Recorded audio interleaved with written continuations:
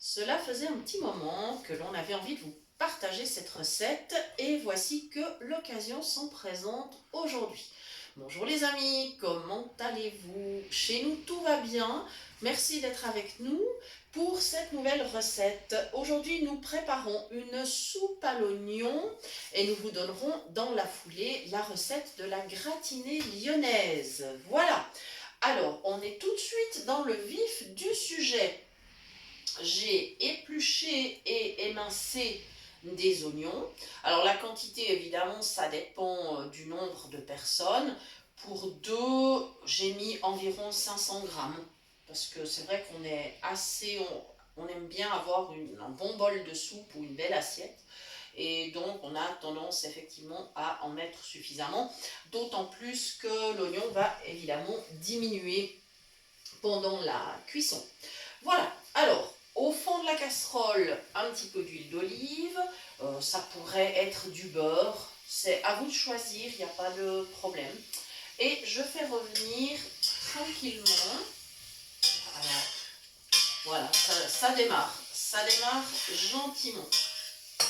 Voilà, on va les laisser revenir sans les laisser brûler, il va juste falloir leur donner une petite coloration.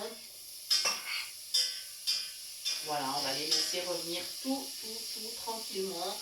Et pendant que ça se fait, voilà, je baisse un petit peu le feu. Voilà. Pendant que ça se fait, eh bien, j'en profite pour vous remercier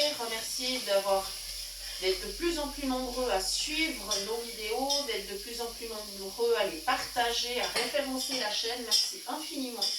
Nous vous en sommes très reconnaissants. Voilà. Voilà, on continue tranquillement. On laisse revenir doucement. Voilà, on va faire une mini pause. On revient dans 2-3 minutes.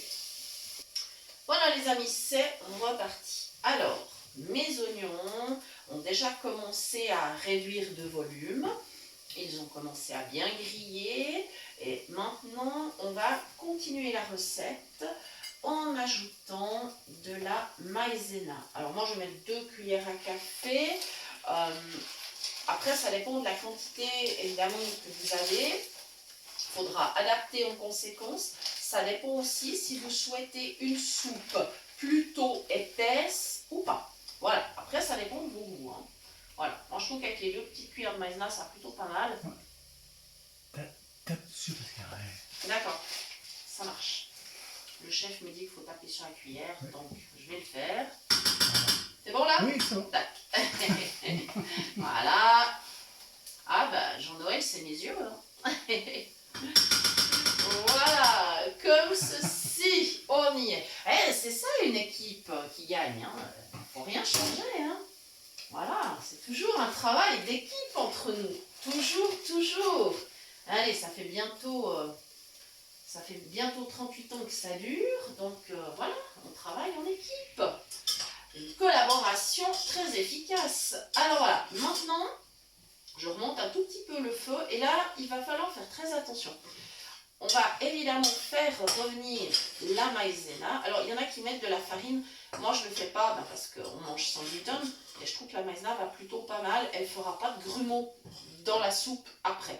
Mais c'est votre choix. Hein. Voilà. Donc, voilà. Et maintenant, je laisse roussir, mais légèrement. Légèrement parce que le but n'est pas d'avoir un goût de brûlé dans la soupe qui serait extrêmement désagréable.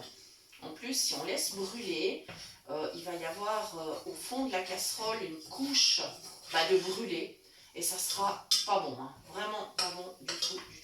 Donc il faut être assez prudent sur cette étape. Voilà. On va laisser juste prendre un peu, parce que si on ne le fait pas, si on zappe cette étape, eh bien on aura alors un goût un peu farineux comme ça dans la soupe qui ne sera pas bon non plus. Alors entre le pas assez et le trop, il faut trouver le juste milieu. Voilà, maintenant c'est ok. Il faut se fier à l'odeur. Hein. On sent tout de suite quand ça commence un petit peu à roussir Et évidemment, on ajoute l'eau avant que ça ne brûle. J'avais préparé un pichet d'avance. Voilà. Là, j'ai un demi-litre. Voilà. Comme ceci. Et je vais en rajouter un second, ce qui nous donnera environ 1 litre de soupe. Pas tout à fait, parce que ça va réduire un peu. Voilà. On va dire que pour 2, c'est très bien. Pour un repas principal, pour 2, c'est bien. Après, si vous êtes 4 personnes autour, ça ferait plutôt une entrée. Voilà, ça peut être une entrée. Hein. Vous pouvez la manger en plat principal, surtout si vous faites la gratinée après. C'est très complet, mais par contre, vous pouvez parfaitement décider de la servir en entrée. Il n'y a pas de problème. Voilà.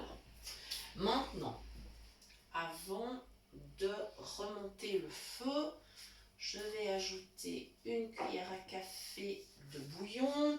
C'est un bouillon de légumes sans gluten. Donc voilà, c'est une recette où on est carrément végétarien. Voilà. Pour les véganes, bah après vous ne mettrez pas le fromage, c'est comme vous voulez. Hein. Ou alors vous mettrez du fromage vegan, je ne sais pas. Je ne sais pas quel goût ça a, j'ai jamais testé. Donc voilà. Mais en tout cas, on est sur du végétarien, ça c'est sûr. Pour nous, une cuillère à café de bouillon suffit. Si vous aimez un peu plus, vous mettez un peu plus. Ça dépend de vos goûts. Et puis, si vous préférez mettre simplement du sel à la place, ben vous mettez du sel. Voilà, c'est libre, il n'y a pas de problème. Et voilà, ça y est. Hop. Voilà. Étape suivante. Je vais remonter un petit peu le feu, parce qu'il va quand même falloir que notre soupe commence à bien chauffer, à mijoter.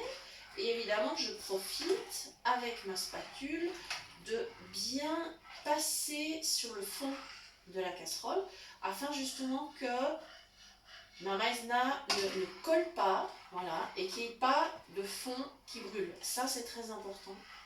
Voilà. Suivez bien toutes les astuces parce que j'en donne vraiment tout au long de la vidéo. Voilà. Comme ceci. Et maintenant, la soupe va mijoter. Dès qu'elle va moutonner, comme ça, je vais baisser le feu. Elle va mijoter, alors en tout cas 20 minutes, c'est un minimum pour que les oignons soient fondants, mais vraiment fondants. Et c'est là que c'est vraiment très bon.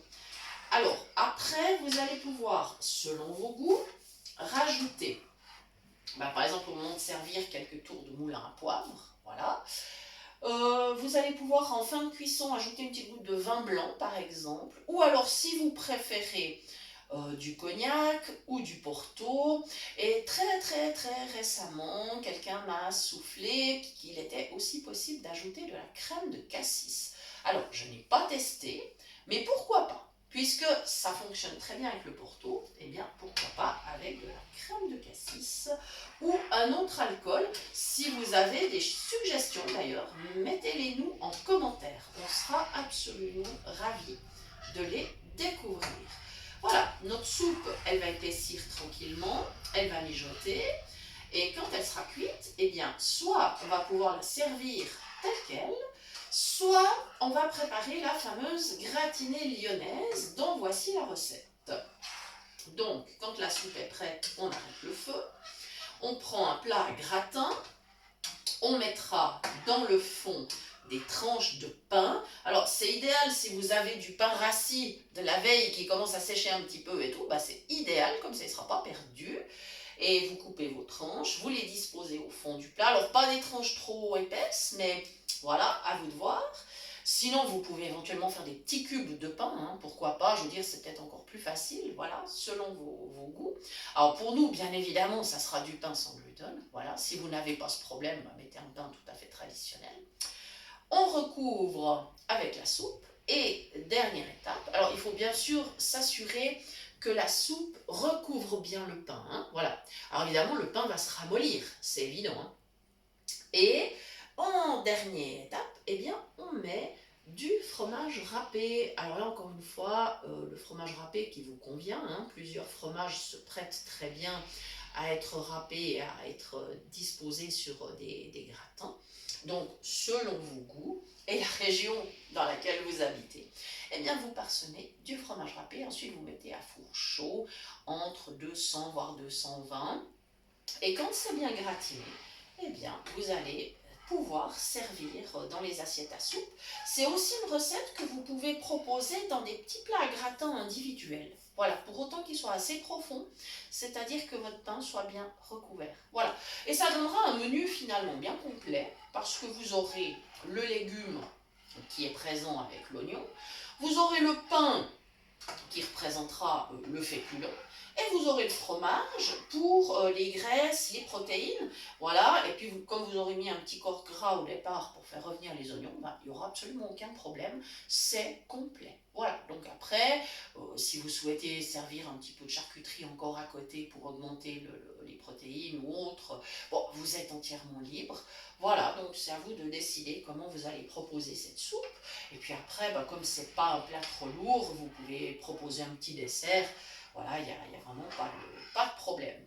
Voilà les amis, on arrive au terme de cette recette. Merci infiniment de nous avoir suivis. Je vous rappelle que vous pouvez toujours nous suivre sur Facebook.